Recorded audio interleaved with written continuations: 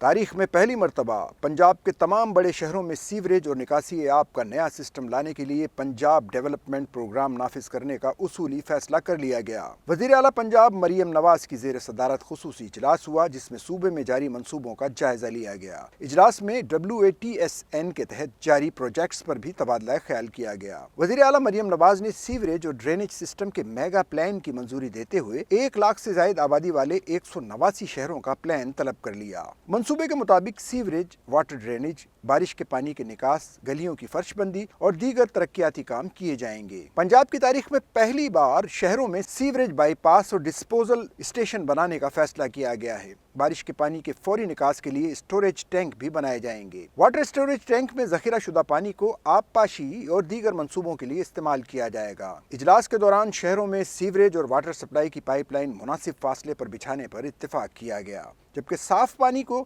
Sewerage line میں mix ہونے سے بچانے کے لیے مناسب فاصلے پر متوازی بچھایا جائے گا۔ ہر صوبائی حلقے میں 30 کلومیٹر روڈز کی تعمیر و بحالی کی جائے گی۔ دوران اجلاس پنجاب میں ماڈل ولیج بنانے کی تجویز کا جائزہ لیا گیا۔ وزیر اعلیٰ نے ماڈل ولیجز بنانے کی منظوری دی۔ مریم نواز نے پنجاب ڈیولپمنٹ پروگرام پر عمل درآمد کے لیے فوری اقدامات کا حکم بھی دیا۔ اس موقع پر گفتگو کرتے ہوئے وزیر اعلیٰ پنجاب مریم نواز کا کہنا تھا کہ ستھرا پنجاب پروگرام سے صوبے کے عوام مستفید ہوں گے۔